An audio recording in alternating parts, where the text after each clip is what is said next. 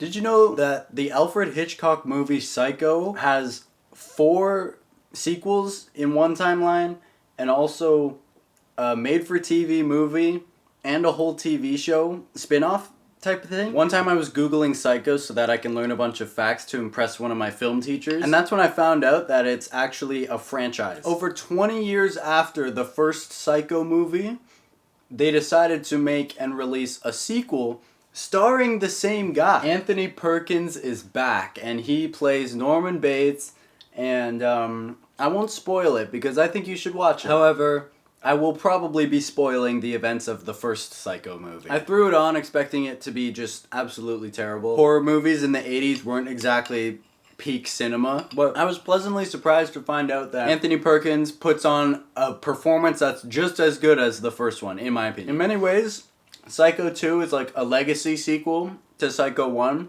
because it's full of callbacks and references and Easter eggs and, you know, recurring events that kind of happened in the first one and stuff. And the opening scene is literally just a clip from the first movie. So it's basically Top Gun Maverick, but for Psycho fans. The premise is that Norman Bates finally is released from his mental hospital prison thing. And if you're paying attention in the first one, he talks about how horrible it is there. They don't treat their patients very well.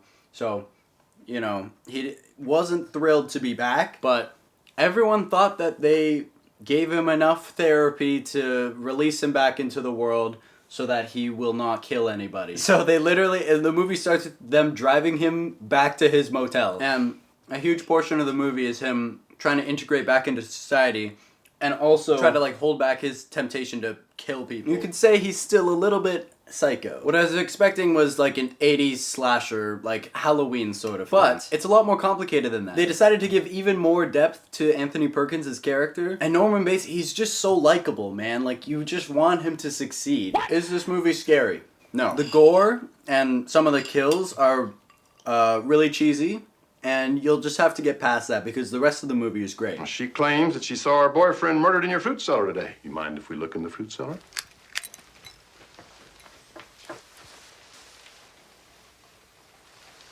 Looks clean to me.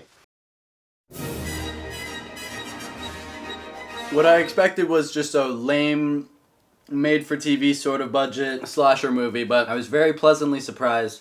This movie, highly recommend. Very faithful and respectful to the first one, by the way. Is it as good as the first one? Hell no. But there's still, like, believe it or not, there's actually still, holy I can't even force out a sentence. Believe it or not, there's actually still an enticing mystery that actually kind of left me on the edge of my seat most of the movie. They decided to really lock in with the script. There's some really heartfelt moments, too, where Norman is kind of opening up to this new girl he meets that is related to the woman that he killed. I can't remember her name. Mary?